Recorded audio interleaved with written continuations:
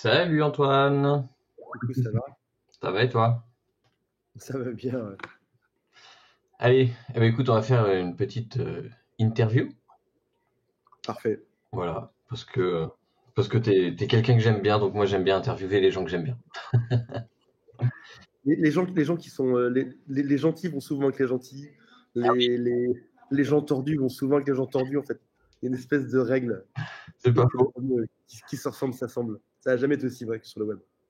C'est carrément vrai, ouais. Et, euh, et du coup, ouais, l'objectif, moi, des interviews, pour un peu changer de ce qu'on voit, c'est que j'aimerais bien mettre en avant, tu sais, ce qu'on appelle le mindset. On dit qu'il faut du mindset et tout.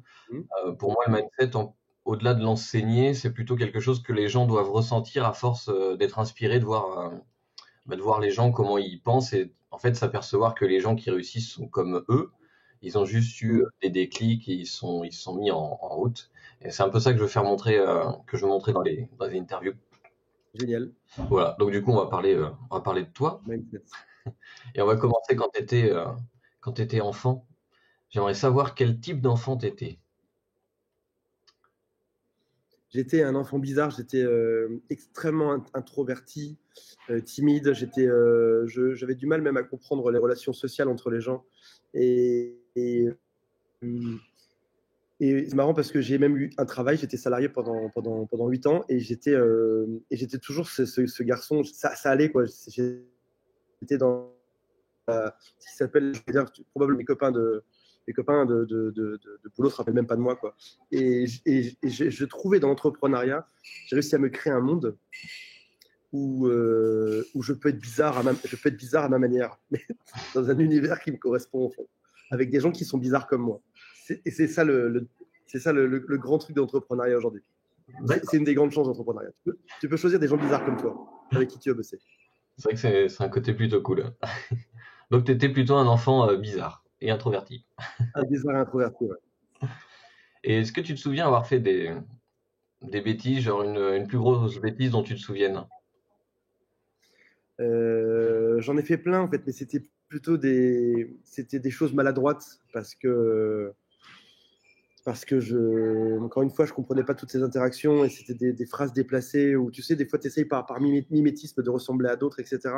Aujourd'hui, c'est un terme, alors ils appellent ça HP cette année, mais peut-être que l'an passé, ça s'appelait différemment et dans 3 ans, ça sera différent. Mais je sais pas si je pense que tu es pareil d'ailleurs au passage.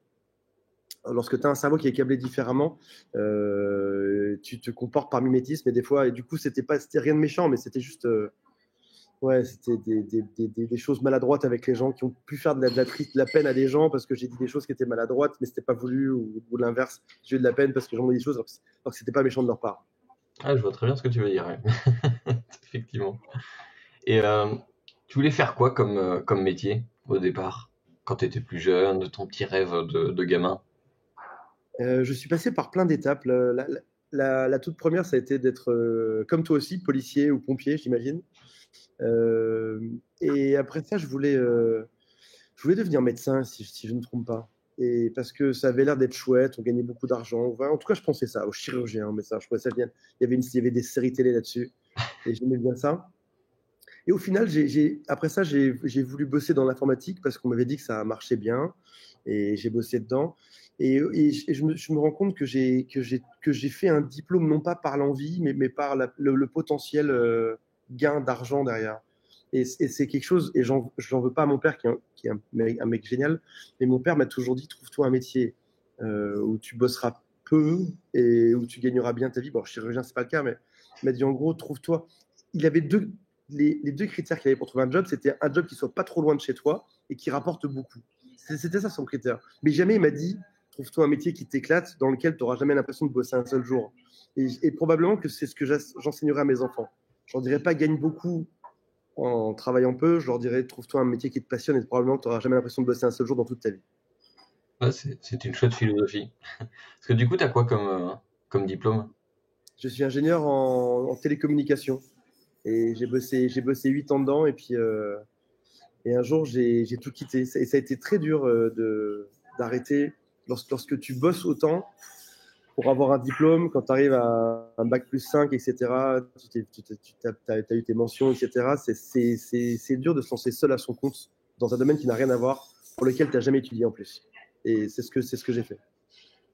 Donc 8 ans après, c'est ça, tu t'es lancé dans 8 ans après, ouais, j'ai enfin osé me lancer. Je leur ai pas dit que j'allais sur des sites de séduction à l'époque, parce que c'est la première chose que j'ai créée, ça a été un site de séduction. Je leur ai pas dit.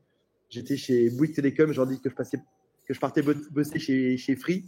Et en fait, j'avais lancé le site qui s'appelle je récupère mon ex.com, mais j'ai pas osé le dire à l'époque. Ah, donc c'est directement ton premier, C'était le le Non, premier. j'en avais lancé plusieurs avant, mais c'était le plus gros, celui qui marchait le mieux. C'était celui qui allait me permettre de faire la bascule dans le monde de l'entrepreneuriat à temps plein. D'accord, ouais. Ok. Site qui existe toujours d'ailleurs, si je me trompe pas. Il existe toujours, il marche bien, ouais. Hmm. Il fait plusieurs millions par an. Donc du coup, ton diplôme, c'est ingénieur. Bah oui, je connais le problème. Tu te retrouves quand même dans une situation qui est assez confortable. Et C'est ça, de se lancer dans l'entrepreneuriat alors que finalement, tu as de la chance par rapport à c'est vrai. la société, c'est vrai que c'est un peu... certains ne comprennent pas que ce soit compliqué, mais... J'ai été soutenu par absolument personne dans ce projet. Ma mère m'a dit ne fais pas ça, c'est une grosse erreur. Mon père m'a dit ne va pas dedans. Ma copine de l'époque m'a dit c'est trop risqué. Tout le monde m'a déconseillé d'y aller. Et je pense que c'est pour une bonne raison. Je pense que c'est par amour, parce que les gens veulent que tu sois heureux dans la vie, ils veulent pas que tu aies de problèmes, etc. Donc je comprends tout à fait ça. Mais c'est un choix du coup qui devient courageux. Quand je vois des gens qui ont fait ce choix-là et qui d'ailleurs n'ont pas forcément la réussite qu'ils mériteraient d'avoir, je trouve que ça reste un choix courageux de se lancer à son compte en tant qu'entrepreneur. Ouais, je sais. Parce que tu es aidé par personne, ni par la société, ni par ou assez peu par les allocations, ni par tes proches. Donc ça reste courageux. Mm. Et aujourd'hui, c'est quoi tes plus grandes passions? En dehors du fait que si l'entrepreneuriat te passionne, que tu n'as pas l'impression de travailler, ça peut faire partie de tes passions. Mais est-ce que tu as d'autres passions? J'ai un profil très étrange. Je n'ai absolument, et tous mes amis m'engueulent pour ça, je n'ai absolument aucune passion sur Terre. À part celle parce qu'en fait, j'en ai une qui me bouffe tout, c'est l'entrepreneuriat. Ça me bouffe tellement tout que je n'ai absolument aucune passion, malheureusement, pour rien d'autre. J'aurais adoré être fan de kitesurf, être fan j'en sais rien, de tennis, de natation. Le truc, c'est que mon cerveau, tout en totalité, est monopolisé par ma passion qui est l'entrepreneuriat, qui fait que je me lève le matin à 7h du matin, 6-7 heures, et je cours à mon bureau parce que j'ai tellement hâte de savoir ce qui va se passer. Je rentre le soir super tard parce que mais j'ai des journées de rêve. Et quand j'explique ça aux gens, ils me disent que c'est déséquilibré. Et en même temps, c'est la chose que je peux souhaiter le plus aux gens au monde. C'est trouvez-vous une activité qui soit votre passion et peut-être même une activité professionnelle, en tout cas. En tout cas, être passionné. Je pense que s'il y a bien une chose qu'on doit écouter et respecter, c'est la passion, c'est l'amour qu'on a pour faire un truc. Bon, en l'occurrence, c'est entreprendre. Mais j'ai vraiment une vie qui ressemble à Monopoly, en fait. Tu t'investis des choses, tu regardes ce qui se passe, des fois tu gagnes, des fois tu perds, tu recommences. C'est extrêmement ludique. C'est original, pas de passion. Mais en même temps, enfin, pas de passion autre que l'entrepreneuriat. Ouais, et puis probablement que si tu me croises en soirée, je serai peut-être la personne la plus passionnée de la soirée. Probablement. Oui. Je vais t'en parler pendant des heures et te raconter les histoires avec tes yeux qui brillent. Et je vais te raconter. Là, en ce moment, j'ai envie de lancer un club nautique avec des bateaux à côté de chez moi. Et la semaine dernière, j'ai failli racheter un camping. Et c'est juste énorme, quoi. Énorme. C'est un Monopoly. La vie, si tu aimes le Monopoly, ta vie peut ressembler à un Monopoly. Mais c'est pas dans le sens, attention, il ne faut pas se méprendre, surtout en France, c'est pas dans le sens où il faut faire des millions, etc. C'est juste que ne serait-ce que lancer un club nautique, c'est extrêmement drôle, même si ça rapporte pas grand-chose au final. C'est extrêmement drôle. Ok. Donc, ouais, ton nouveau métier, en fait, c'est joueur de Monopoly. C'est tout à fait ça. Ouais.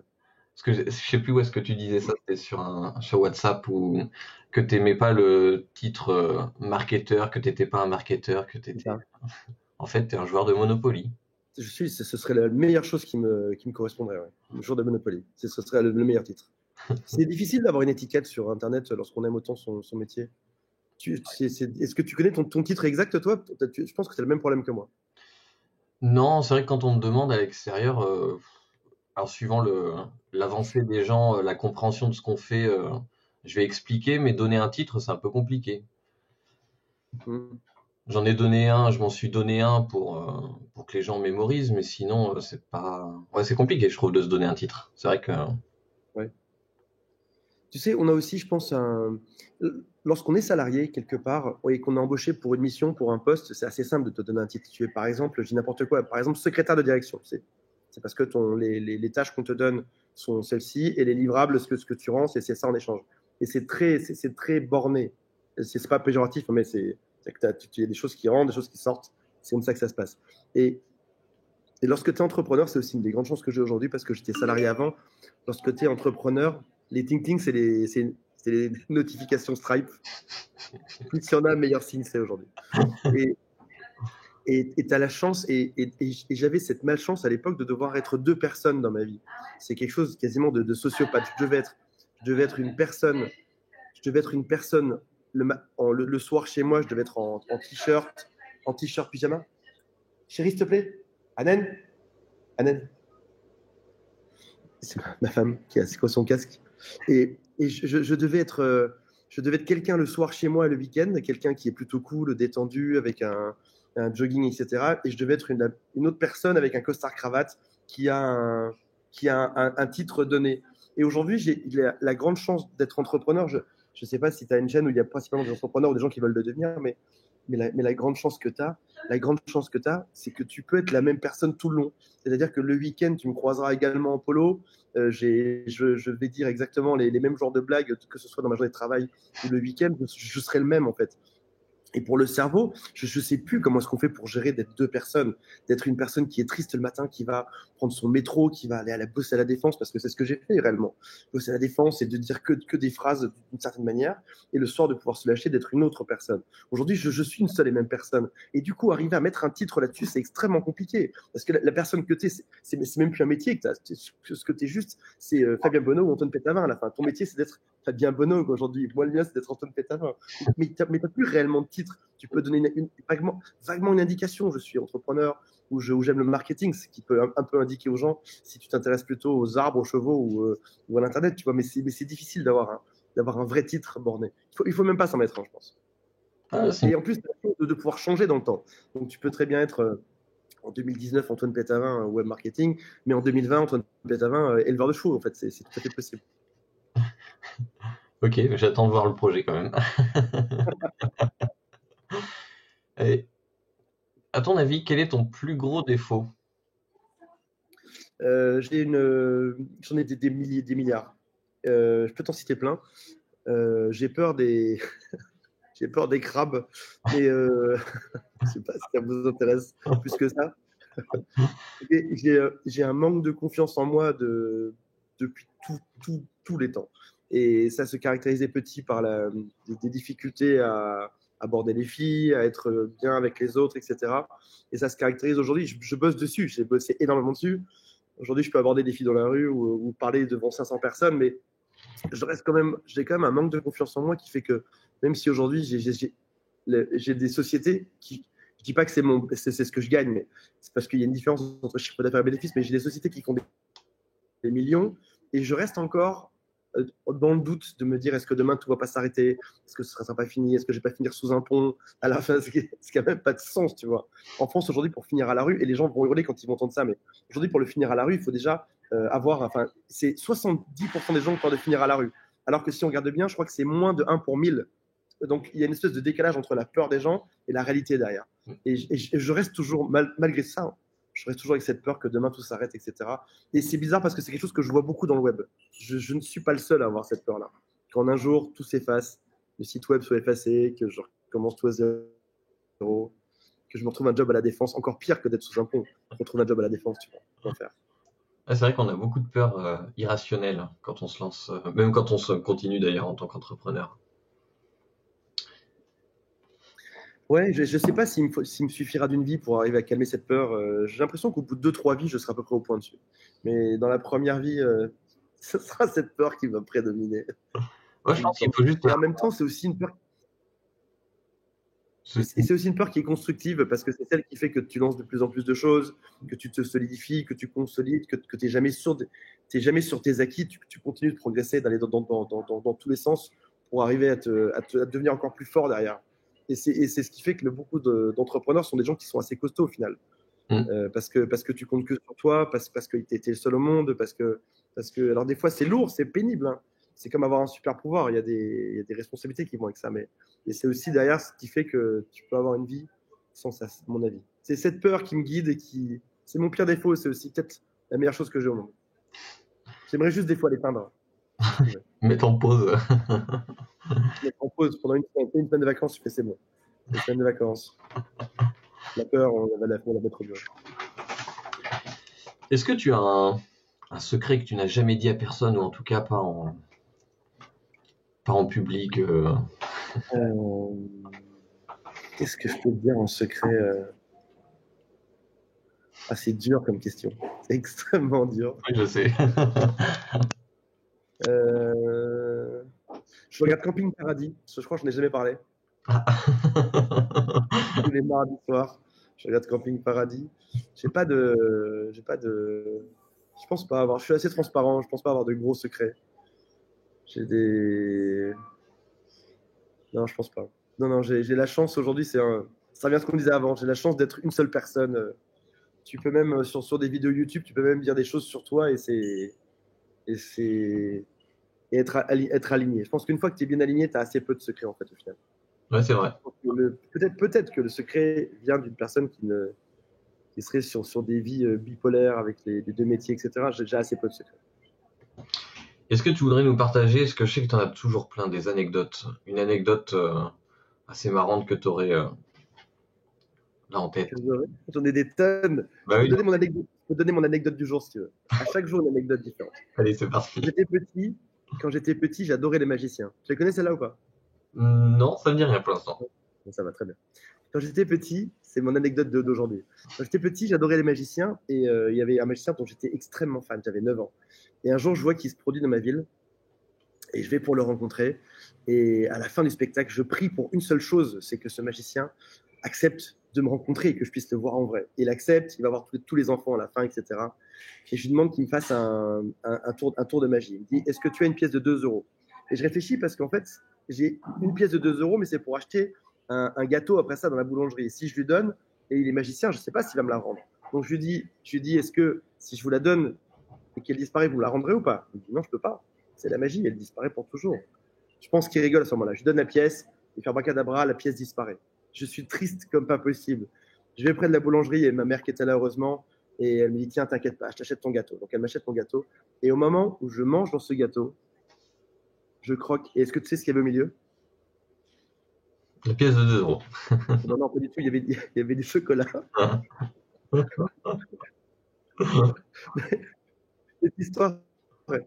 Cette histoire est fausse, ce passage, mais cette histoire est chouette c'est une des grandes leçons, en tout cas dans le mot marketing ou dans ce que je fais, c'est que tu peux raconter des choses, tu peux transformer des gens qui sont assez terre à terre ou qui ont une certaine logique, et tu peux les emmener vers ton univers en fait, dans un univers qui n'est plus forcément aussi logique. Alors, je dis pas qu'il faut leur mentir, mais tu peux les emmener dans un univers qui a ta propre logique derrière et influencer en fait leurs décisions et les résultats.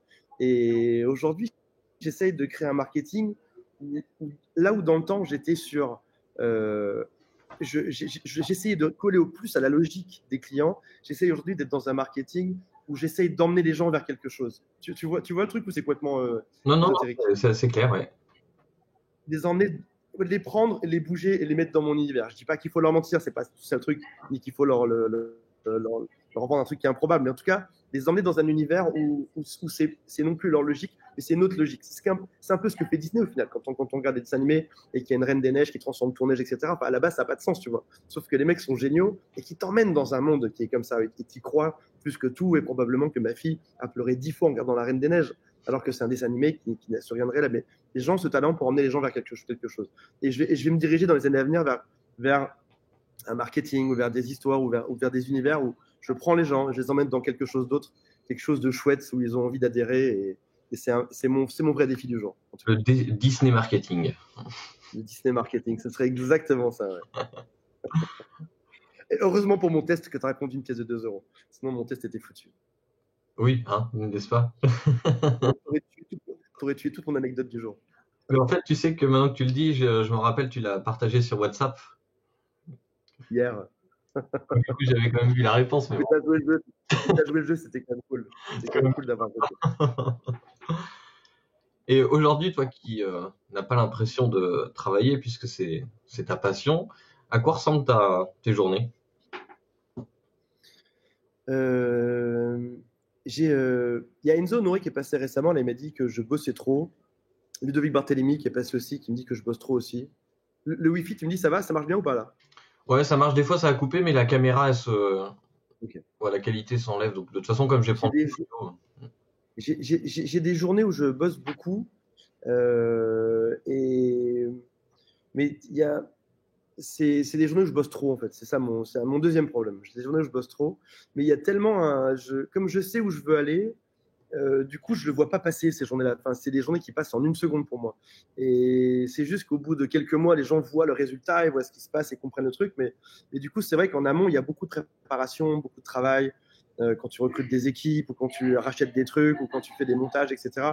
Pour arriver à faire quelque chose de chouette, comme un magicien, tu as besoin de travailler beaucoup en amont, d'être efficace, d'être réglé. Il y a beaucoup de gens qui prônent, et à tort, hein, mais je n'en veux pas parce que c'est le jeu, hein, qui prône à tort le lifestyle entrepreneur où tu fais rien, où tu glandouilles et tu deviens riche directement. Mais dans la réalité des choses, ça n'existe pas en fait. Tous les gens, c'était Roca qui disait être entrepreneur, c'est quitter un job de 8h à 19h pour être plus libre, au final, bosser de 8h à minuit. Et en fait, tu bosses juste deux fois plus en fait. Mais personne ne te le dira jamais. C'est comme lorsque tu accouches, les autres femmes te disent pas que ça va être atroce quand tu vas accoucher, que tu vas souffrir. Et là, c'est pareil. Et l'entrepreneuriat, c'est pareil. Tu ne dis jamais aux gens que ça va être l'enfer, etc. Mais au final, il y a du bonheur derrière, comme lorsque tu as un enfant, comme lorsque tu as ton projet. Il y a un bonheur qui est gigantesque, sauf que personne ne te le dit. Il faut bosser 10 fois plus, mais qu'au final, tu es aussi 10 fois plus heureux derrière. Donc, je bosse beaucoup trop, mais c'est pas du travail, c'est vraiment de la vie, c'est des moments de vie. Je rencontre des gens qui sont exceptionnels. Je rencontre toi, j'en ai rencontré encore des entrepreneurs ce week-end qui avaient des parcours juste fous. Et c'est une chance. J'aurais jamais rêvé dans ma vie précédente de rencontrer des gens qui sont aussi intéressants, qui sont aussi captivants. Quand ils te parlent, tu te dis, mais c'est fou. Des fois, tu as l'impression d'avoir tout vu, en fait. Et non, tu rencontres toujours des gens qui ont des parcours incroyables et qui sont juste dingues. Et c'est une chance incroyable. Ça change de la machine à café à la défense. Et c'est ça, et de Josette, la machine à café, qui te raconte sa vie qui est ennuyeuse. Là tu es vraiment avec les gens que tu admires. Et tu vois, là, par exemple, j'ai lu un livre sur les bitcoins. Je rencontre le mec quelques jours plus tard, par hasard. Après ça, on parle d'un autre truc, je rencontre d'autres gens. C'est incroyable, incroyable. J'en ai rencontré un qui me dit qu'en changeant quelques phrases dans mes pages de vente, hier, je sais pas si c'est très intéressant, mais il dit qu'en changeant quelques phrases dans les pages de vente, tu peux suggérer du passage à l'action derrière. C'est-à-dire qu'en gros, tu prends un texte, tu vas juste venir changer 3-4 phrases et derrière, les gens auront une envie dingue d'aller acheter ton produit et ils sauront même pas forcément pourquoi. Je dis pas qu'il faut le faire ou pas, mais en tout cas, la promesse est incroyable, si c'est vrai. Tu as envie de savoir ce que c'est. Tu veux savoir ce que c'est les phrases? Ben là, comme ça, tu me le vends bien. Eh ben, pour 97 euros, tu peux. Non, je rigole. Non, je rigole, je les ai pas, les phrases. Je les ai pas. Mais je vais bosser avec lui la semaine prochaine. Dès que je les connais, je te les envoie.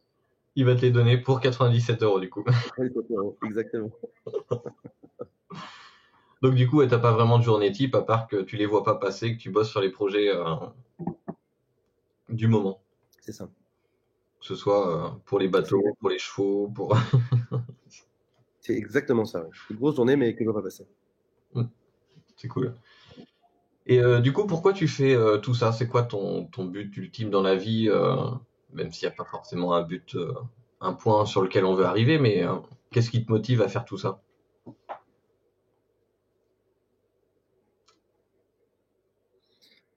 C'est. Je, je n'ai étrangement, je suis pas sûr que ce soit une profession que tu choisisses. Je me demande si c'est pas plutôt cette profession qui te choisit un jour. Ça paraît un peu comme une phrase sur un bol, qu'on peut trouver sur un bol ou dans des perso, tu vois. Mais à un moment donné, le truc, c'est que tu n'as pas le choix, en fait. C'est que tu prends cette option-là parce que c'est la seule qui te va. Et je suis dedans aujourd'hui parce que ça m'éclate J'ai lu un livre, non, vas-y, j'ai lu un livre qui est extrêmement intéressant qui s'appelle L'hypothèse du bonheur. Il te dit là-dedans la chose suivante, il te dit, tu as 12 hypothèses sur le bonheur. Le livre a changé ma vie au passage. Et il te dit notamment que l'une d'entre elles, l'une des sources du bonheur, c'est de transmettre aux autres. C'est l'une des 12 en tout cas. Il te dit que l'argent, on pense qu'il faut devenir millionnaire, en fait, il en faut juste suffisamment pour vivre.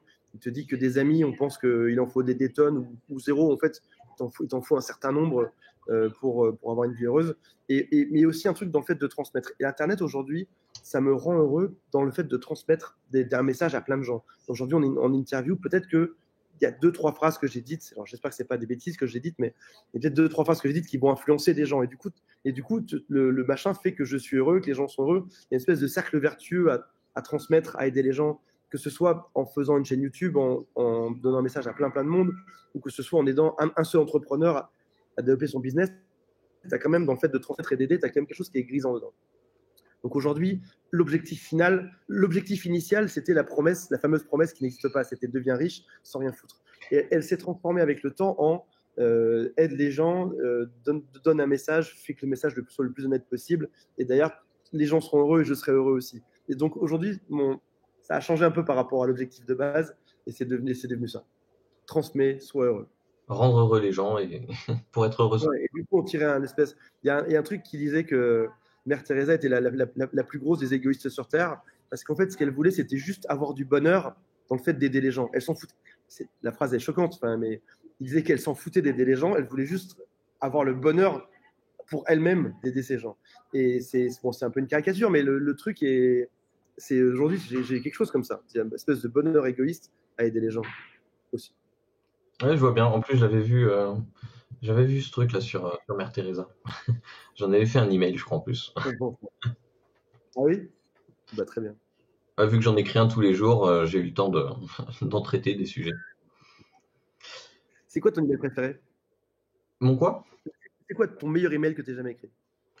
Mon meilleur email que j'ai jamais écrit. Alors si c'est en termes de moi, le plaisir de l'avoir écrit et qui, je pense, peut aider le plus les gens, c'est celui où j'ai écrit j'ai gagné ma retraite en l'espace de 13 mois.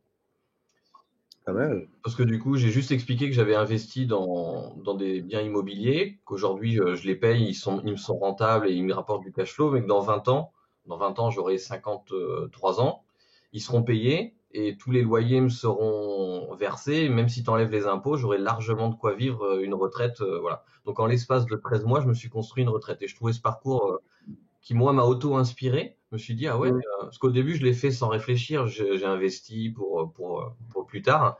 Et j'ai pris ce recul, je me suis dit, ah ouais, en 13 mois, en fait, tu as construit ce que les gens construisent en 42 ans et quelques, et pour peut-être même moins de résultats.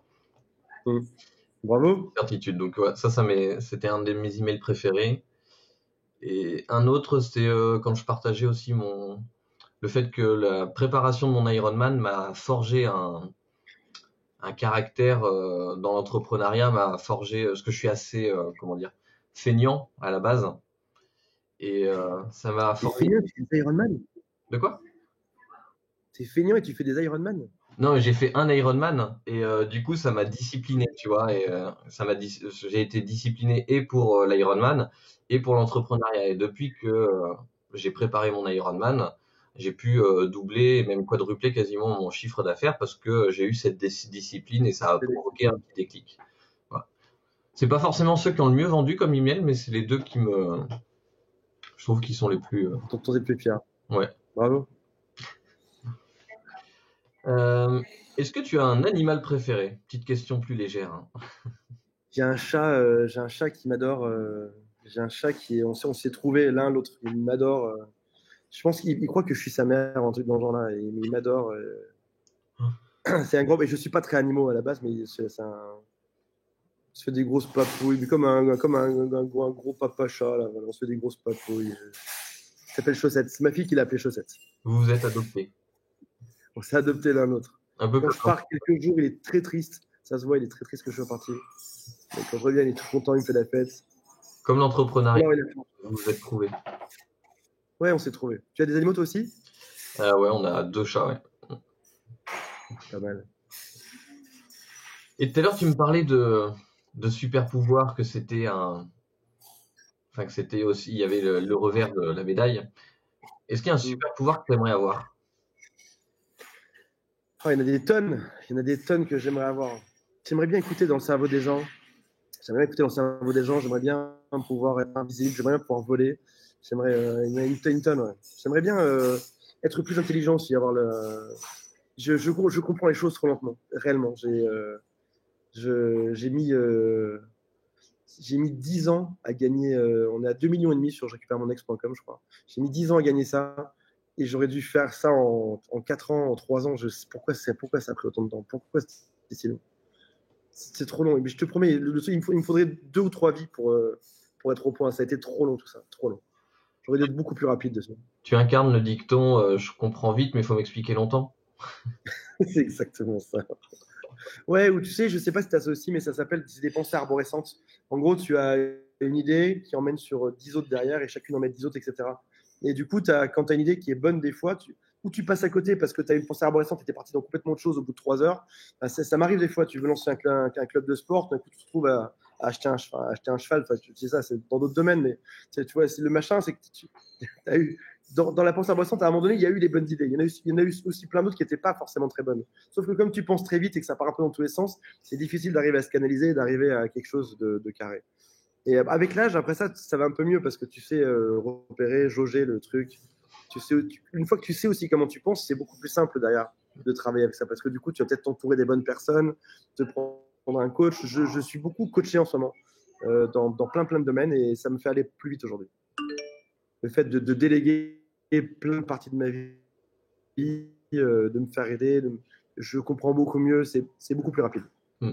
Tu prends un expert dans chaque domaine et chaque expert t'accompagne dans son domaine favori. C'est vrai qu'au-delà d'être Personne ne devrait faire au passage son propre marché. oui, c'est d'accord. Et c'est vrai qu'au-delà d'être une mode de se faire coacher, c'est aussi, je pense, indispensable d'être accompagné rien que pour avoir un œil extérieur, rien que pour être canalisé comme C'est tu sûr. disais. Il y a un moment donné, ouais, c'est un peu. Tu peux pas être seul et, et tout faire tout seul et avoir le recul tout seul. Tu peux pas, c'est pas possible. Mais c'est sûr. J'ai eu une révélation un jour. J'étais avec Nick Open, je ne sais pas si tu le connais. On était dans un hôtel à la fin. Il y avait une grande conférence. Bref, à la fin, on rentre.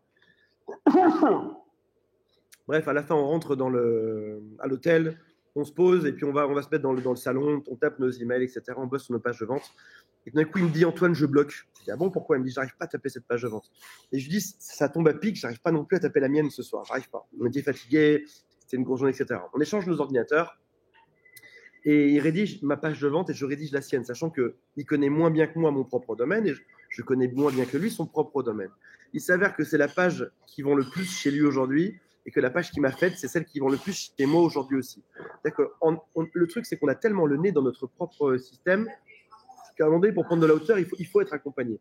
Mais que ce soit dans la partie business, que ce soit dans la partie, même pourquoi pas amoureuse, tu vois, que ce soit dans la partie j'ai un coach sportif qui passe presque tous les jours, je donne un billet de 50 euros pour qu'il m'aide à faire des pompes, etc. Et je progresse de folie parce que lorsque tu es aidé par quelqu'un qui, lui, on est trop expert dans nos domaines, on a trop le nez dedans, on n'arrive pas à prendre du recul. Quand tu es accompagné par une personne qui te donne ce recul et qui t'aide, le machin devient tellement plus simple derrière. Sauf que quand tu le sais pas au début, tu te dis ouais, c'est un coach, ça coûte cher, et ce sera quoi le ROI, la rentabilité de ça. Mais une fois que tu as goûté, que tu vois que ça va tellement vite derrière, et le truc, c'est que j'ai créé une deuxième société il y a 1 an et demi qui fait quasiment, pas exactement, mais qui fait quasiment autant de bénéfices que la première, parce que pour le coup, j'ai pas pris 10 ans à faire ça tout seul, à devoir être au four et au moulin. Tu sais, c'est les fameux hommes orchestres. C'est celui qui joue de la cymbale, qui a une flûte devant, parce qu'il fait qui a un pigeon sur le côté, un tambourin derrière, Comme dans et qui Marie fait qui fait lui-même sa comptabilité, qui fait lui-même la partie technique, qui fait lui-même son SAV, qui fait lui-même son graphisme, son design, etc. Non, c'est fini ça. Aujourd'hui, parce que j'ai aussi la chance d'avoir une boîte qui marche bien, mais aujourd'hui je me fais accompagner, le machin fonce encore plus vite qu'avant. Et probablement que la troisième le boîte fera, si je la lance, j'en sais rien un jour, probablement qu'elle sera encore plus rapide à être lancée parce que parce que je vais me faire accompagner, parce que oui, je vais accepter peut-être d'être soit à l'équilibre ou soit à perte pendant la première année parce que je sais que derrière, le machin va avancer. Et oui, se faire accompagner, c'est le machin qui a changé ma vie, moi. Changé ma vie. Mais il aura fallu que je fasse mes propres erreurs pendant 10 ans pour accepter de me faire enfin accompagner. J'espère que les gens qui écouteront aujourd'hui ne feront pas cette erreur-là, n'attendront pas 10 ans pour être accompagnés et trouveront la bonne personne dans n'importe quel domaine de leur vie pour se faire accompagner, pour progresser. Je crois que c'était Warren Buffett qui disait qu'il fallait avoir au moins 5 coachs pour devenir millionnaire. Il dit si tu n'as pas 5 coachs, tu vas galérer pour le devenir. Est-ce que tu as 5 coachs aujourd'hui? 5 coachs aujourd'hui, non, j'en ai. Tout, hein, même le sport. Hein. Ouais, même le sport, j'en ai 3 aujourd'hui. Pas mal. Tu feras que 350 000 euros du coup. C'est mon début. Du coup, ouais, ça serait, je l'avais ça comme question, ça serait un conseil que tu te donnerais à toi il y a quelques années, de te faire accompagner. Me faire accompagner. C'est exact. Je me le dirais directement. Me faire accompagner et aussi se fier un peu plus à mon instinct. Quand tu sens que quelque chose ne marche pas dans une direction, ne pas insister pendant des mois ou des années avec je dis n'importe quoi. Ça peut être un prestataire qui tu t'entends pas. Ça peut être un domaine, un site web avec lequel tu n'es pas à l'aise. Ça peut être une formule, tu vois, une formule juridique pour ton entreprise qui ne marche pas pour toi. Si jamais en fait, il y a les 2 plus grosses erreurs que je vois chez les entrepreneurs, c'est les entrepreneurs qui perdurent trop dans leurs erreurs. C'est le nom d'un biais cognitif, je crois que c'est comment ça s'appelle? C'est je sais plus, il y en a tout un tas. Cognitif de l'engagement, je crois. C'est lorsque tu t'engages et que, comme tu t'es trop engagé dedans, tu n'arrives plus à en sortir derrière. Même si c'est le mauvais choix, tu restes dedans. Comme en couple au passage. Il y a plein de gens qui ne devraient pas être ensemble, qui sont en couple, alors que le machin ne devrait pas rester. Et la deuxième grosse erreur que je vois, c'est les gens qui, au contraire, n'essayent pas suffisamment longtemps. Ils essayent un jour ou deux et ils abandonnent. C'est bizarre, hein. Les 2 grosses erreurs, c'est rester trop longtemps dans quelque chose qui ne va pas ou ne pas suffisamment essayer pour ne pas avoir derrière suffisamment de data pour décider si oui ou non c'est bon. La fameuse image avec le mec qui pioche dans la mine et puis il est à dernier coup de pioche. Ouais. Mais c'est marrant le truc de l'engagement parce que je l'ai vécu quand j'avais 18 ans. C'est un truc que j'ai déjà raconté. Et en fait, j'ai 2 potes qui ont perdu 250 € chacun dans une fête foraine. Avec un attrape-nigo qui a été bien ficelé. En fait, c'était un jeu où tu faisais du billard, mais la bande, au lieu d'être rectiligne, elle faisait un arc de cercle. D'un côté, tu as la bande, de l'autre côté, tu as une quille. Et l'objectif, c'était de faire tomber au moins une quille. Donc, de mettre un effet à la boule. Et en l'occurrence, sur 3 potes, on était 2 à avoir fait du billard pendant 1 an en club. Du coup, on avait la technique, on savait comment faire tomber la boule. Mais bon, on était jeunes, on n'avait pas envie de dépenser d'argent. Le mec, il nous a engagés, donc il nous a dit, faites un test, c'est gratuit, vous n'avez rien à gagner. Évidemment, on l'a fait, on a gagné. Donc après, il nous a engagés avec une petite somme, donc évidemment, on l'a fait et on a gagné. Et après, il nous a engagés avec une grosse somme en la splittant en 2, en nous donnant en nous donnant des avantages en plus. Là, ça n'a plus fonctionné. Mais après, il nous a dit, si vous réinjectez de l'argent et que vous gagnez, vous récupérez votre mise d'avant. Et en fait, une fois qu'on était dedans, c'était foutu. Il a été très fort. Il a été très fort. Belle leçon de marketing, ça, ou d'arnaque. Ouais, plutôt d'arnaque. Mais du coup, heureusement que le distributeur, c'est là qu'on s'est rendu compte à quoi servait le plafond hebdomadaire de reprise. Je vois. Parce que sinon, on pouvait aller loin. Tout partait dessus. Du coup, est-ce que tu es quand même fier de tes erreurs? Ouais, bien sûr, bien sûr. C'est c'est quoi? C'était Mike Tyson qui disait. J'ai un doute. C'était un boxeur très célèbre qui disait ce que les gens pensent, c'est que j'ai gagné toute ma vie. Ce qu'ils ne savent pas, c'est que j'ai échoué 999 fois pour avoir gagné une seule fois au final. Donc, bien sûr, tes erreurs te forgent, elles sont nécessaires et elles sont toutes utiles. Après ça, il y a une différence entre une erreur et un traumatisme. Attention, je m'explique. Si jamais tu roules en voiture et que tu sors de la route et que tu tombes 10 mètres plus bas et que ton enfant meurt écrasé, c'est pas une erreur qui va te faire apprendre des choses en fait. Tu seras juste traumatisé, quoi. On est d'accord? Je ne le souhaite pas. Je ne sais pas pourquoi je parle de ça, mais bon, bref. Ça, c'est un traumatisme. C'est que t'en ressortiras probablement amoindri par rapport à ta vie d'avant. Maintenant, ce que j'encourage, c'est les erreurs au sens où tu as essayé un truc, ça n'a pas forcément fonctionné, etc. Mais tu t'es pas retrouvé endetté à la Banque de France, et puis c'est des erreurs qui n'ont pas mis ta vie en danger, quoi.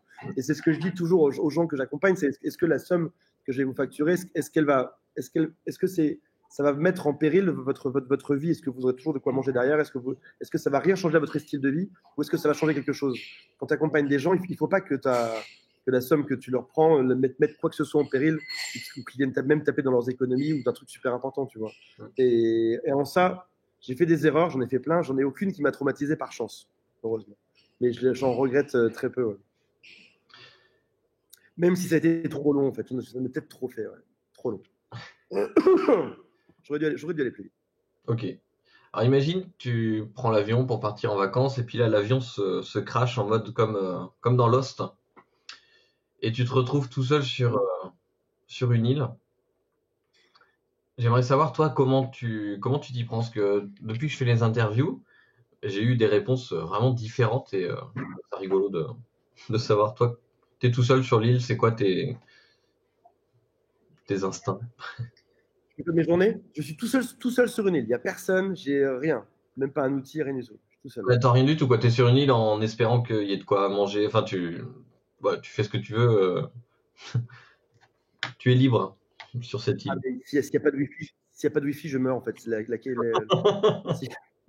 je me laisse mourir, je me mets en étoile sur la plage et je me laisse mourir. C'est fini. Il y a ma vie qui est finie. Fini. Ah non, il y a ni Wi-Fi ni 4G a priori sur l'île, hein. Il n'y a ni wifi ni 4G, je suis mort. C'est Non, un c'est peu en sûr. mode Robinson, hein. J'étais dans le Verdon là pour passer une semaine de vacances. Il n'y avait pas d'internet, nulle part, ni de 4G, ni de 3G, ni rien. Je ne peux même pas envoyer un email. C'était les 7 jours les plus longs de ma vie. À côté de ça, j'avais fait un jeûne de 7 jours il y a quelques semaines. À côté, le jeûne de 7 jours était ultra simple par rapport au fait d'avoir du wifi. Non, c'est difficile dans un monde.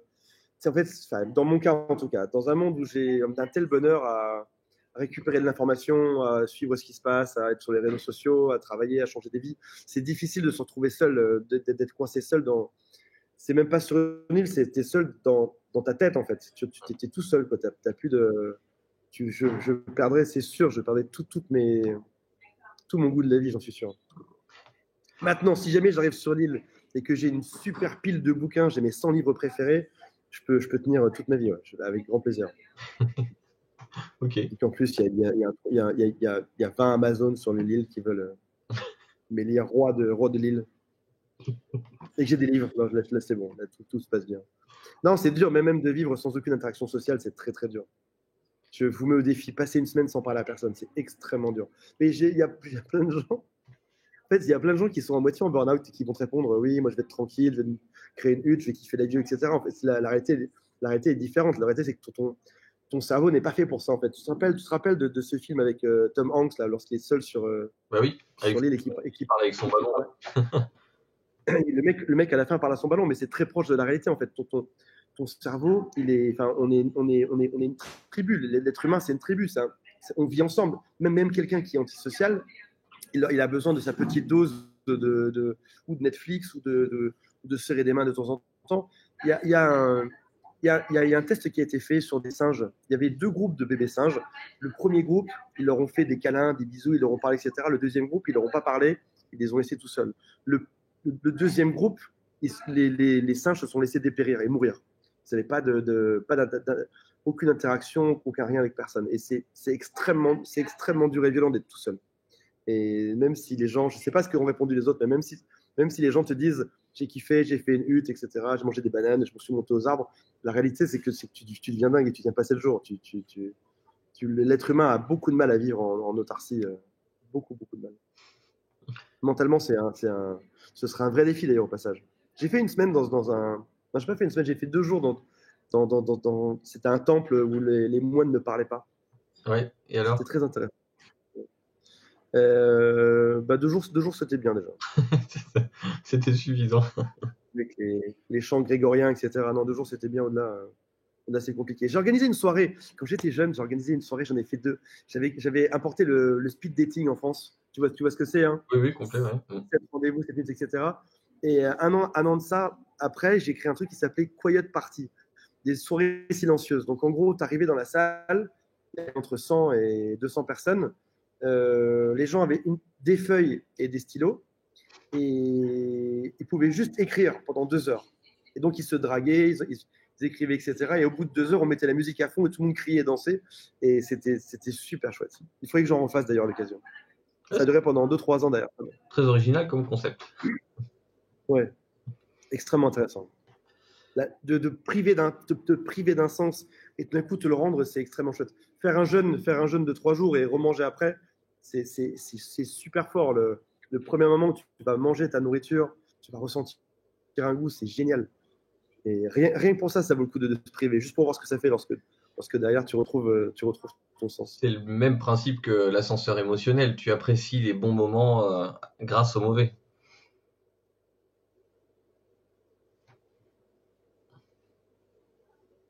Tu me reçois toujours? Tu m'entends? Ouais, je te réentends, ouais.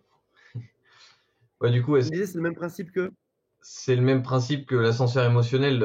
T'apprécies les bons moments quand il y en a des mauvais. T'apprécies d'être au confort chez toi quand t'as marché sous la pluie, que t'es détrempé, que t'arrives chez toi, tu peux prendre ta douche et te mettre au chaud à côté de la cheminée ou autre. Il faut, euh, il faut des bas pour apprécier les hauts. C'est tellement vrai. Il y a une jolie étude qui expliquait qu'il y a un truc qui s'appelle la règle des 20 jours. Alors, dans le dev perso, on parle souvent de la règle des 21 jours. Je sais pas si tu as dû entendre parler. 21 jours, c'est le moment pour reprogrammer une habitude. Bref, il y a aussi un truc qui s'appelle la règle des 20 jours, qui est un peu moins connu. C'est le temps pour te lasser de quelque chose. Si par exemple, tu vas t'acheter une Ferrari, probablement que pendant 20 jours, tu vas trouver ça génial, ou même une nouvelle voiture, lorsque tu vas acheter une nouvelle voiture, pendant 20 jours, c'est génial, mais au bout de 20 jours, tu es habitué à ça et t'es moins, c'est moins cool. Mm. Enfin, typiquement, donc il y a plein de gens qui se disent tiens, je vais acheter une Porsche, une Ferrari pour être plus heureux, sauf qu'au bout de 20 jours, c'est pareil qu'avant, quoi. Ils seraient en 2 chevaux ou en Ferrari, bon, ça fait peut-être une petite différence, mais pas loin. Et le truc, c'est que les gens sont fans d'expérience. C'est-à-dire qu'en gros, tu auras plus de bonheur. Admettons que tous les 20 jours, tu fasses une nouvelle expérience. Par exemple, pendant 20 jours, tu vas faire du saut en parachute. Pendant 20 jours, tu vas rouler sur un circuit. Pendant 20 jours, tu vas faire un tour du monde ou un pays différent. Pendant 20 jours, tu vas faire des choses, etc. Tu auras probablement beaucoup plus de bonheur à vivre des expériences que à te mettre dans une situation confortable et y rester dedans toute ta vie. Il y a beaucoup de gens aussi qui se disent qu'en ayant une grosse maison et une grosse voiture, ils seront très heureux. C'est faux. Sur mon site, sur la rupture amoureuse, je coach beaucoup de personnes qui ont des grosses maisons et qui se sont quittées à cause de ça, parce que derrière, c'était une espèce de prison. Ils me disent des fois, on a créé un cimetière ou un tombeau, parce que dedans, il ne se passe plus rien au final. On n'a plus d'expérience. Imagine, tu es dans la plus grosse maison de Malibu, tu as une Ferrari, tu as des fontaines, c'est trop beau, sauf que ça fait 3 mois que tu es dedans et t'entends que ton meilleur ami dans une villa qui est pas très loin, qui est un petit studio, fait une super soirée avec 5 copines et 3 mecs et il se marre trop. Tu n'auras qu'une envie, c'est de tout abandonner pour aller dans cette soirée parce que l'expérience, c'est une nouvelle expérience et ça va être plus cool et tu vas plus te marrer là-bas. Et à ce moment-là, tu n'auras rien à foutre d'avoir une grosse maison ou une Ferrari. Donc il y a une espèce de course à la possession, alors qu'en fait, ce qui rend heureux, c'est l'expérience. Et assez peu de gens le savent. Et assez peu de gens le savent. Donc une fois que tu le sais, en effet, faire un jeûne de 7 jours, c'est une expérience. Reprendre la nourriture derrière, c'est aussi une expérience. C'est encore un truc qui est différent. Alors que manger une langouste tous les jours, probablement qu'au bout de 21 jours ou 20 jours, t'en pourras juste plus en fait. Mais d'ailleurs, Les gens courent après. c'est dans le Et livre. des succès comme Antoine BM ou d'autres, Ouais. c'est aussi qu'ils te partagent des expériences. Ce sont des gens qui vont te montrer, ils vont changer de pays, ils vont acheter il a acheté un van récemment, il a fait plein de choses, ils te partagent des expériences. Et tu as envie de savoir ce que c'est, parce que c'est addictif, un peu comme Netflix. Et ton cerveau humain, en suivant cette expérience, c'est un peu comme si toi aussi tu la vivais en fait derrière. Et du coup, le truc est addictif. J'ai un copain qui envoie un conseil de marketing par jour, mais en fait, on s'en fout au bout de 20 jours. C'est quoi l'expérience? C'est quoi le truc? C'est quoi le chemin qu'on suit? C'est quoi l'aventure? C'est quoi le drame? C'est quoi le truc génial? C'est quoi les pleurs? C'est quoi les rires? On s'en fout, tu vois. C'est pas toi. Hein, toi, ta Mélénie, elle est géniale. Et j'ai inscrit mes enfants, en fait, dès qu'ils naissent, je les inscris à ta newsletter pour les préparer et qu'ils comprennent un peu le truc. Mais tu as des gens qui t'envoient juste un conseil. J'en ai un hier qui m'a envoyé des conseils sur comment établir un business plan. Et avant-hier, c'était comment réussir la comptabilité. En fait, au bout de 20 jours, c'est juste chiant, quoi. T'as pas d'expérience. C'est juste sur quelque chose de récurrent. Il en parle beaucoup dans le livre Flow là que j'arrive pas à prononcer son nom là, Mihaly Csikszentmihalyi, je sais pas quoi là, je sais pas si tu. On en a parlé, il est bien. Ouais, il est intéressant, ouais. Et justement, il Bah, parle vraiment de ce côté des expériences qu'en fait notre bonheur, c'est pas le fait de posséder les choses, c'est ce que ces choses peuvent nous apporter ou les expériences. Tu vois. Par exemple, moi qui suis passionné de plein de choses, de trop de choses. Ouais. Par exemple, quand je me suis lancé dans le triathlon, le fait de m'acheter le dernier vélo à la mode, c'est pas le fait d'avoir le vélo qui me rend heureux, mais c'est le fait de pouvoir l'utiliser pour vivre l'expérience de faire du triathlon avec, tu vois, c'est plus. Exact. Et c'est compliqué les gens ont du mal à comprendre. Je lis 2 livres en ce moment. Ouais. C'est sûr que c'est pas compliqué à comprendre. Je lis 2 livres en ce moment qui sont super chouettes. 24. Warren Buffett, 23 leçons pour gagner en bourse. 24, oui, je le lis dans le sens. C'est super, super bien écrit, super intéressant. Dans ma quête aussi du bonheur, je lis en ce moment Sénèque, La vie heureuse, sur la brièveté de la vie. Bon, c'est un peu perché. J'essaye de lire 3 livres par jour en ce moment. C'est un défi que je me suis lancé depuis quelques semaines là. J'ai du mal à le respecter, c'est très compliqué. Et l'idée, c'est de lire 3 livres. Le matin, je lis un livre sur l'entrepreneuriat.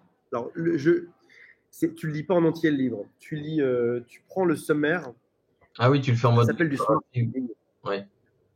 Voilà, c'est ce smart trading. Tu lis d'abord, au tout début, quand tu as un livre, tu lis l'introduction et la conclusion. Toujours. Après ça, tu lis le sommaire et tu trouves les 2-3 chapitres que tu vas lire aujourd'hui. Donc, tu ne lis que les choses qui t'intéressent le plus dedans. Tu les lis et après ça, tu passes au livre d'après. Donc, en ce moment, je lis le matin un livre sur l'entrepreneuriat. À 14h, un livre sur la santé. Ça peut être le jeûne, la forme physique, n'importe, le mental, etc. Et le soir, avant de dormir, je lis souvent des biographies parce que ça me met la patate de folie. Je suis en train de lire celle de Arnold Schwarzenegger qui s'appelle Total Recall, d'ailleurs, bizarrement. Et que du coup, je fais des rêves de fou derrière. Je deviens monsieur muscle et je suis super musclé, etc. Chaque fois, tu te transfères sur le dernier truc que tu as lu avant de dormir à chaque fois. Je recommande ça à tout le monde. Essayez 3 livres par jour, vous lisez quelques paragraphes de chacun des livres. Et on a la chance aujourd'hui d'avoir des livres qui contiennent tellement d'informations sur la vie des gens. Tu as des vies entières de gens qui sont résumées en 200 pages. Tu peux tirer le meilleur de leur vie. Ça aussi, j'aimerais me le dire si j'étais capable de me renseigner plus jeune, c'est les bouquines à maximum.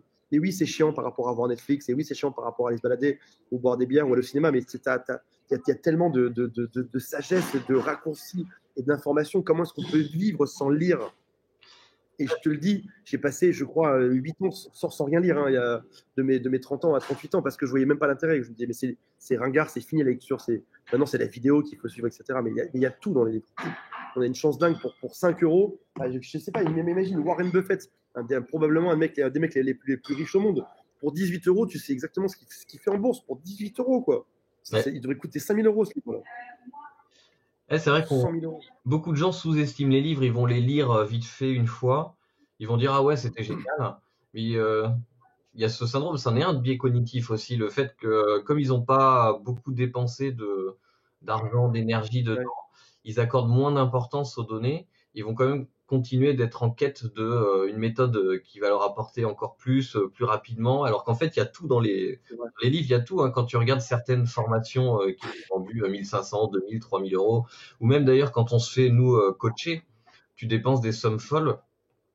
Je me fais coacher aussi et il a fallu 9 mois pour que je prenne conscience que ce qu'il m'a dit il y a 9 mois, il fallait que je le fasse, alors que c'était une phrase de 30 secondes et tu es obligé de payer des milliers d'euros pour t'en rendre compte au bout d'un moment. Exactement. Est-ce que tu es sur WhatsApp, sur Instagram en ce moment? Alors j'ai un compte Instagram, j'avoue que je suis pas. Je vois pas passer tes stories. Mais enfin ouais, tu veux dire mes stories à moi? Ouais, pourquoi est-ce que je les vois pas tes stories? Pourquoi est-ce qu'il n'y a pas de. Comment ça se fait que tu n'as pas toute ton actu qui est dessus? Pour tes fans. Parce que je suis encore, je sais pas, je dois être un vieux, je ne suis pas encore assez mis alors que. J'avais commencé à le faire pour partager mon parcours sur l'Ironman. Ouais. Et pour l'entrepreneuriat, c'est vrai que je l'ai pas fait. Okay. Tu es sur les réseaux sociaux, tu es plutôt sur Facebook, toi, non? Moi, je suis plutôt sur Facebook et puis sur ma liste. Je travaille beaucoup sur ma liste. Ok. Imagine, donc demain, je sais pas si tu joues au loto de temps en temps juste pour le fun ou non, mais imagine, tu joues au loto, puis comme ça, tu te retrouves à gagner 1 million d'euros. Toi, avec ton esprit d'entrepreneur, parce qu'il y a beaucoup d'études qui montrent que les gens qui gagnent au loto se retrouvent dans le même état quelques mois, années après. Toi, qu'est-ce que tu fais de ce million d'euros? Donc 1 million d'euros, c'est 5 jours de travail à peu près, c'est ça, pour situer le Ouais, 4,5, 5, ouais, c'est ça. travail. 1 million d'euros, je pense que je ne changerai absolument rien. J'ai un ami qui m'a dit un jour, c'est Ludovic Barthélémy qui m'a dit, je fais un tiers, un tiers, un tiers. Un tiers plaisir, un tiers, qu'est-ce qu'il faisait après ça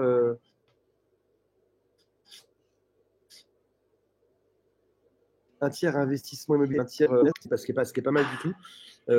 Pour ma part, je pense que je l'ai. Il y a un truc que j'adore en ce moment qui s'appelle le Permanent Portfolio, Ouais, j'adore le concept. euh, ouais, dont je suis vraiment, vraiment très fan. Je me suis créé un compte sur une plateforme qui s'appelle DeGiro, DEGIRO, qui permet de faire de la bourse très facilement. Alors c'est marrant, j'ai jamais été très bourse et je suis tombé dedans il y a très peu de temps, il y a quelques semaines. Euh, En fait, on m'a beaucoup bassiné avec de l'immobilier ces dernières années. Alors, excuse-moi, enfin, je sais que tu es dedans aussi, mais le truc, c'était juste pas mon truc en fait. Et je me suis mis dedans parce que tout le monde me disait d'aller dedans. C'est un peu comme quand j'ai fait mes études d'ingénieur, tout le monde m'a dit Mm. fais ça parce que c'est ce qu'il faut faire. Sauf qu'en fait, c'était pas vraiment ma personnalité. Et j'entends que ce soit 90 personnes sur 100, ce soit leur personnalité. Sauf que moi, c'était pas le cas. L'idée de déjà, pour moi qui suis un peu bouddhiste dans l'âme, l'idée de posséder quelque chose, des murs, etc., ça me plaît pas des masses. Pour moi, la terre appartient à tout le monde, tu vois. Enfin, je te dis ça, c'est vraiment une conviction profonde, hein. L'idée en plus derrière de se faire emmerder avec des tonnes de contrats à signer, des tonnes de trucs, de comptes bancaires, de rendez-vous, ça ne va pas. Et la bourse te permet d'avoir des belles rentabilités qui vont je dis n'importe quoi, de 3. Par exemple, Portfolio, par exemple, il a 3% cette année. Il est très décrié parce qu'ils disent que ça marche pas aussi bien qu'avant comme stratégie, mais il est quand même à 3%, ce qui est déjà gigantesque. Et tu peux aller de 3% à 15-16% par an selon la chance que tu as et comment tu investis, etc. Et ça fait des sommes qui sont exponentielles derrière. Et finalement, lorsqu'on prend le temps de. C'est un peu rugueux quand même la bourse, et c'est un peu connoté pas forcément très Jones, hein. Enfin, je sais pas ce que t'en penses toi, mais moi, à l'époque, quand tu me disais bourse, je pensais un peu à Bar PMU, tu vois, avec les mecs qui misaient sur les chevaux, pour moi, c'était aussi ringard, tu vois. Sauf qu'en mettant un peu le nez dedans, tu te rends compte qu'en fait, il y a des fortunes qui sont colossales, le système est très simple, tu peux placer de l'argent, et admettons, je dis n'importe quoi, tu mets 1000 euros dessus, bah, à raison de 10-15%, tu récupères le machin, les sommes que tu obtiens en quelques années peuvent devenir très très grosses. Et ça se fait réellement en quelques clics, donc tu n'es même pas censé passer par un conseiller. La plateforme, elle est Jones, donc c'est des gros boutons, enfin, tu comprends tout directement, et c'est vachement bien foutu. Et je suis tombé dedans, je pense que si j'ai un million, je le mettrais dedans direct. Je resterai en location, je pense. Je, je je pense pas que je vais réacheter une résidence principale. Je pense que je reste en location. Ça me permet une très grande liberté d'être en plus très heureux dans mon couple, d'être en location sans avoir de stress. Aujourd'hui, j'ai à peu près une personne sur 5 qui vient me voir pour une rupture amoureuse à cause d'une maison. Donc, enfin, tu vois, le truc, je pense qu'il faut être dans ma place aussi pour se rendre compte de ça. Si on me l'avait dit, j'aurais pas pensé que c'était possible. Pour moi, un couple heureux possède une maison. Sauf qu'en fait, dans la réalité, un couple sur 5 qui se sépare, c'est à cause d'une maison. Et donc, probablement qu'une maison ne rend pas si heureux que ça derrière. Et ouais, la bourse, ouais, 1 million, je mettrais en bourse. Exactement. J'aurais exactement la même vie aussi simple qu'aujourd'hui. On est dans une petite maison au bord de la mer, là, très heureux. Je ferais exactement ça. Ouais. Cool. J'ai besoin de rien. J'ai un objectif l'an prochain, là. Là, je suis en stade de décroissance, pour tout avouer. C'est ça mon petit secret. Tu sais dans le minimalisme, on parle des fois de décroissance. En gros, c'est moins consommer, être plus bio, ne pas prendre d'emballage, etc. Bon, c'est un peu pète couille, mais le mouvement est quand même sympa, quoi. Et j'essaie d'être en décroissance dans ma vie financière, c'est-à-dire moins avoir besoin de choses. Pendant un temps, j'ai acheté un nouveau micro tous les mois pour le tester, pour l'essayer. Je le mettais dans un placard derrière, ça ne servait à rien. Donc j'allais acheter un troisième iPhone ou un cinquième iPad, etc. Et là, je suis dans une phase où je consomme moins, je suis plus heureux, moins de possession, plus de bonheur. Mais c'est Il y rigolo. a un livre qui s'appelle 10% plus heureux, au passage de. Comment il s'appelle? C'est fait par un ancien trader américain. 10% plus heureux. On parle parce que c'est exactement ce que je suis en train de faire aujourd'hui. J'ai l'impression de me faire. Dan Harris. Très sympa comme bouquin.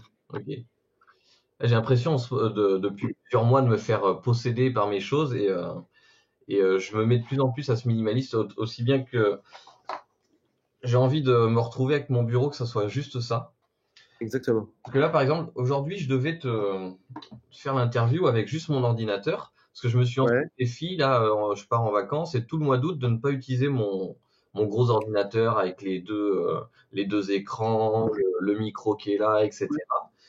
Et sauf qu'il y a eu un problème, l'enregistrement fonctionnait pas, c'était 5 minutes avant qu'on passe ensemble, donc j'ai refermé et j'ai réutilisé le gros ordi. Mais ouais, l'idée du moment, c'est ça, moi, c'est de me retrouver avec le moins de choses possible et juste l'essentiel. Et c'est marrant que tu en parles parce que c'est Ouais. vraiment Je te donne un exemple très simple. Je me suis toujours acheté le dernier iPhone à la mode. Toujours, toujours, toujours. Il arrivait, ou je le donnais, mon ancien, et donc tous les ans, tous les 6 mois, j'ai un nouvel iPhone. Ou je le file à ma fille, ou des fois, tu sais, ils te le reprennent chez Apple, ou j'en sais rien. Tu vois. Et le truc, c'est qu'en fait, il y a Jean Rivière qui me dit, j'en ai marre de donner 300 euros par mois à Apple. Il me dit 400 euros par mois à Apple. Je dis, mais de quoi tu parles? Il me dit, oui, j'ai fait un calcul très simple. J'ai un MacBook Pro qui vaut 3 800 euros, je crois, ou 4 000 euros. J'ai un iPhone qui vaut 1000 ou 1000 ou 1200 euros. Donc, si jamais je ramène ça au mois d'utilisation, c'est-à-dire que chaque mois, je donne entre 300 et 400 euros à Apple. Alors que peut-être que si jamais je loupais une mise à jour et je le gardais 2 ou 3 ans de plus, ou alors pareil pour mon ordinateur, bah, c'est peut-être pas des sommes que j'irai donner. Peut-être que ces sommes-là, pour reboucler sur ce qu'on dit avant, peut-être que je peux les mettre en bourse, me faire une retraite, etc. Mine de rien, 300-400 euros par mois, je sais pas, les gens, je sais pas s'ils se rendent compte, mais c'est gigantesque, quoi. C'est juste gigantesque. Une voiture, aujourd'hui, quand tu as une voiture en France, en moyenne, une voiture, ça coûte 7 000 euros par an. C'est-à-dire que les gens mettent 600 euros par mois dans une voiture. Et c'est un truc de fou, quoi. Alors que c'est peut-être de l'argent, mais sans faire le radin, c'est peut-être de l'argent que tu peux encore une fois placer à 5 ou 10%, te faire une retraite derrière. Et l'idée derrière, c'est de travailler moins, être plus heureux, et puis finalement de s'en foutre d'avoir la dernière caisse à la mode, ou la dernière voiture à la mode, ou le dernier iPhone à la mode. La plupart des millionnaires, il y a des études qui sont faites sur eux. Le prix moyen de la voiture d'une personne qui est millionnaire est de 33 000 euros. Donc on pourrait penser qu'un mec qui est millionnaire va claquer beaucoup d'argent dans sa voiture. Sauf que 33 000 euros, au final, lorsque tu gagnes 1 million par an, 33 000 euros, c'est pas grand-chose. C'est vraiment pas grand-chose. C'est-à-dire qu'à un moment donné, tu passes par différentes étapes. Tu m'as dit tout à l'heure, on va faire une interview, on va parler de dev perso. La première étape, c'est la première étape de la pyramide, c'est les techniques. Les gens veulent avoir une technique une astuce technique pour réparer un blog WordPress, etc. Après ça, ce qu'ils veulent, c'est une méthode en général. C'est la méthode pour. Donc en gros, c'est la technique WordPress ou créer un envoi email, je sais ce que c'est. Maintenant, ce que je veux, c'est une méthode. La méthode ABCDEF pour gagner 1 000 euros par jour. Et la dernière étape, celle de tout en haut, c'est le mindset. Et le mindset, c'est comment est-ce que je pense pour passer, moi, dans mes sociétés, quand je suis passé de 500 000 euros par an à 1 million, puis à 2 millions, etc., puis à 10 millions, c'est pas la technique, c'est pas des méthodes, c'est juste du mindset. C'est des façons de penser, en fait, qu'il faut changer derrière. Et le truc, c'est que on réalise, c'est marrant, je réalise aujourd'hui en gagnant plus d'argent, et encore une fois, je dis pas ça pour me le raconter, c'est juste que mes sociétés marchent bien, je suis heureux, et encore une fois, j'ai pas besoin d'argent. C'est-à-dire que je sais pas si je passe pour un con ou pas, mais je suis mal à l'aise avec le fait de posséder de l'argent. Ce que j'aime, c'est créer des choses, motiver des gens, éventuellement gagner ma vie, et suffisamment pour que mes enfants soient heureux, mais je m'en fous. Le truc, c'est que tu réalises au bout d'un moment qu'on t'a vendu un système où tu avais quelques techniques pour faire des millions. En fait, c'était faux. Tu allais devoir bosser beaucoup. On t'a vendu qu'il fallait avoir des Ferrari, etc. Et qu'au final, les gens qui sont riches n'en ont pas derrière des Ferrari. Donc, on t'a mis dans une espèce de grande course, un miroir aux alouettes. On t'a fait croire qu'il fallait que tu sois riche, qu'il fallait que tu sois puissant, qu'il fallait que tu aies une grosse baraque auprès de la mer pour être heureux. Et tu découvres en lisant, en te renseignant sur des trucs, en fait, le secret du bonheur, c'est absolument pas d'avoir une Ferrari. Je dis pas ça comme un mec frustré qui veut changer le monde, mais sauf que le cerveau marche pas comme ça. Le cerveau, c'est pas en te donnant une Ferrari que tu seras heureux plus de 20 jours. Tu seras probablement heureux 20 jours, sauf qu'après, c'est fini. Donc, mais ça, on te l'a jamais dit, ça, dedans. Et donc, tu progresses, tu découvres. Et là, ce que je découvre, c'est aujourd'hui, c'est si tu as 1 million, place-le correctement. Vis probablement dans un mobil-home ou une tiny house pour être dans posséder le moins possible de machin. Sors le maximum pour faire des interactions avec les autres. Amuse-toi, rencontre des gens et va en voyage et promène et découvre-toi, bouquine. Et tu vois, donc il y a tout un tas d'étapes à passer pour s'en rendre compte. Sauf qu'aujourd'hui, quand je dis à quelqu'un, t'as pas besoin d'une grosse voiture pour être riche, t'as pas besoin d'avoir des millions, t'as pas besoin d'avoir une grosse maison, le mec il me dit haha, c'est parce que toi t'as déjà tout ça que t'as pas besoin d'en avoir. Sauf qu'en fait, t'as besoin de tout ce parcours pour y arriver à découvrir ça, ce qui est super long. Et au final, tu pars d'une étape où t'avais rien, où on t'a fait croire qu'il fallait devenir riche, etc. Et tu reviens à une étape où t'as rien en fait. Mais sauf que le début et la fin sont pareils. Sauf que tu es passé par tout un putain de chemin pour y arriver. Et pour le Pour comprendre. réaliser que tu avais tout déjà à la base. En n'ayant rien à la base, tu avais déjà tout, tu vois. C'est la fameuse histoire du pêcheur que tu as déjà dû envoyer sur ta mailing list. Tu la connais, celle-là, j'imagine. C'est Ouais, vas-y, ce que j'en partageais pas mal. J'aime bien parce que tu fais genre que tu la connais pas, c'est juste pour qu'on alimente la vidéo. C'est un riche homme d'affaires arrive en vacances en Italie et il voit un petit pêcheur. Et il dit au petit pêcheur, qu'est-ce que vous faites? Le pêcheur dit, ben, je pêche le matin, 1 heure ou deux, et après ça, je vais vendre ça au marché, après ça, je m'occupe de mes enfants. Et l'homme d'affaires lui dit, c'est dommage parce que vous pourriez, avec l'argent que vous faites, acheter un deuxième bateau. Puis après ça, mettre des employés qui vont traiter ça à votre place. Et après ça, vous voyez là-bas, il y a un port avec des usines. Vous pourriez racheter des usines pour créer un process automatique où il n'y a plus besoin de vous. Et toutes ces usines, après ça, vous pourriez racheter encore d'autres usines, les envoyer sous vide à l'étranger, faire un site web, etc. Et à la fin, vous pourriez être tranquille, être sur votre bateau, pêcher 1 heure ou deux par jour et profiter de vos enfants. Donc tu vois le pêcheur, et c'est ce qui fait le pêcheur à la base déjà. Donc en fait, tu vois, tu passes par tout un machin, sauf qu'en fait, le truc, tu l'as peut-être déjà à la base. Je sais pas si j'ai l'impression, est-ce que j'enfonce une porte ouverte en disant ça ou pas? Ou est-ce qu'il faut vraiment passer par tout ce chemin pour s'en rendre compte derrière? Qu'il n'y a pas besoin de voiture, que tu n'as pas besoin de maison, que tu n'as pas besoin de tout ça, que tu as juste besoin de vivre des expériences pour être heureux. Mais je pense qu'il y a besoin enfin, d'y passer. Tu vois, c'est un peu comme quand on te donne un conseil et tu te dis, bah, ouais, t'as sûrement raison. Bah, à l'époque, quand je créais des sites internet encore, je disais aux gens, mais je m'en occupe, moi. Enfin, ça sert à rien que tu passes 3 mois, 6 mois à créer ton site pour après revenir vers moi. Et les gens, en fait, savaient. Mais ils me disaient, bah ouais, mais j'ai quand même envie d'eux. Et effectivement, 3 à 6 mois après, ils revenaient me voir et tout ça pour bah, revenir au point de départ, c'est qu'ils voulaient juste un site et puis je leur faisais leur site. Mais ils avaient besoin de ce chemin. Je pense qu'on a quand même besoin de faire nos erreurs. Ouais, je vais découvrir. Tu vois, on est Au début, je gagnais 1 000 euros par mois. de quoi?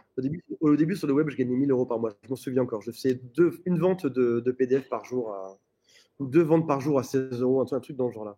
Et je me disais, quand j'aurai 5 000 euros par mois, je serai heureux. Et après ça, j'ai gagné 5 000 euros. Je me suis dit, quand j'aurai 10 000 euros par mois, je serai heureux. Après ça, je me suis dit, il me faudra 100 000 euros par mois pour être heureux. Et je suis arrivé. Après ça, je me suis dit, il va falloir 200 000 euros par mois. Et j'y suis arrivé. Et en fait, c'est une espèce de course sans fin où tu essaies d'en découdre face à rien. En fait, tu es juste tout seul dans ton espèce de délire en te disant toujours, c'est l'étape d'après qui va me rendre heureux. Sauf qu'en fait, à un moment donné, je me suis dit, il faut penser différemment. Et je me suis renseigné. Et en pensant différemment, j'ai le plaisir aujourd'hui d'être enfin heureux. Je fais la chose qui me passionne. Je sais comment marche mon cerveau. Et c'est pas un truc de gourou mystique, en fait. C'est juste, je pense qu'à un moment donné, renseigne-toi, tu vois, achète un bouquin. L'hypothèse du bonheur, c'est un livre qui est génial, qui t'explique exactement comment être heureux dedans. Renseigne-toi, fais-le et tu vas voir que ta vie, elle va changer, quoi. Et arrête de courir face à des gens qui te promettent que si tu as une Ferrari, tu vas kiffer la vie, parce que c'est faux. Et à un moment donné, je crois qu'il y a un devoir d'éducation aussi. Forme-toi, renseigne-toi, bouquine sur le sujet. Arrête de t'en remettre à du hasard ou à ce qu'on te vend en publicité sur une affiche en 4x3. Ce sera probablement pas sur une affiche en 4x3 dans le métro qu'on t'apprendra à être heureux. A priori, non. Et si tu devais. Il faut que j'y aille, j'ai un rendez-vous à 11h. Ah oui, ok. T'as assez de matériel ou pas? Oui, oui, j'ai assez. Du coup, j'allais te demander un livre que tu. Vas-y. Mais De le livre quoi? que tu recommandes, je l'ai noté, c'est l'hypothèse du bonheur. Ça a été un de tes déclics. Si j'avais 3-4 livres à emmener sur mon île déserte avant de me foutre en l'air parce que j'ai pas de wifi, j'aurais emmené euh, j'ai bien aimé. Alors, je t'en donne 5, ce qui sont mes préférés en ce moment. L'hypothèse du bonheur, ça reste mon préféré. La semaine de 4 heures, qui est peut-être un peu moins d'actualité aujourd'hui, mais en tout cas, c'est un des premiers livres que j'ai vraiment adoré bouquiner, que je m'a fait découvrir plein de choses. Il y a l'art de se faire des amis, je pense que c'est mon tout. Redis-moi le titre d'auteur. Dale Carnegie. Dan Carnelli, qui était un de mes favoris, qui était extrêmement chouette. L'art subtil de s'en foutre, Ah, que j'ai. L'art, comment il s'appelle? ah, je sais plus son nom, mais il est génial. J'aime bien. C'est d'expert. Mark Ronson, quelque chose comme ça. Mark Ronson, je crois. Mark Manson, presque. Et c'est mes 3-4 livres que j'ai beaucoup aimé. Ouais. Ok. Après ça, dans chaque livre, tu découvres quelque chose. Là, en ce moment, je lis le livre de Schwarzenegger. C'est un monstre. C'est un homme qui a réussi il a une vie, dingue. Je pense que tu peux te dire aujourd'hui, pour savoir si tu es heureux ou pas, tu peux te dire est-ce que je prendrais la vie d'un tel ou est-ce que je garderais la mienne. Et c'est un des rares mecs sur Terre duquel j'aimerais vraiment avoir la vie. Mais attention, si tu prends la vie de quelqu'un d'autre, tu prends tout ce qui va avec, hein. Tu prends les divorces, les overdoses, le mec qui bosse 30 heures par jour, qui a fait faillite 3 fois, etc. Tu prends tout ou rien. Et Schwarzenegger, c'est une ligne où je prendrais tout, je pense, chez lui. Ouais. Il voulait devenir l'homme le plus fort du monde, il a réussi. Il a voulu devenir acteur, c'est une des icônes du cinéma, même encore aujourd'hui. Il a voulu devenir gouverneur, il a réussi aussi. Et dans son livre, tu penses que tout lui a réussi bêtement. En fait, le mec, tu découvres qu'il a travaillé comme un fou, qu'il en a pleuré quand il n'a pas gagné, qu'il a dû recommencer, qu'il a dû tout réapprendre, etc. Une motivation mais hallucinante. Un modèle. Je ne pensais pas qu'il avait autant échoué avant d'y arriver. Très intéressant. Je ne l'ai pas encore lu celui-ci en plus. J'ai lu Elon Musk, j'ai lu. Il est bon celui d'Elon Musk? Ah, j'ai bien aimé, ouais. Lui aussi, hein, c'est dans le mode dans le genre barré. C'est pas, si je ne me trompe pas, c'est pas une autobiographie, ça a été écrit par quelqu'un d'autre sur Oui, lui, non? c'est ça.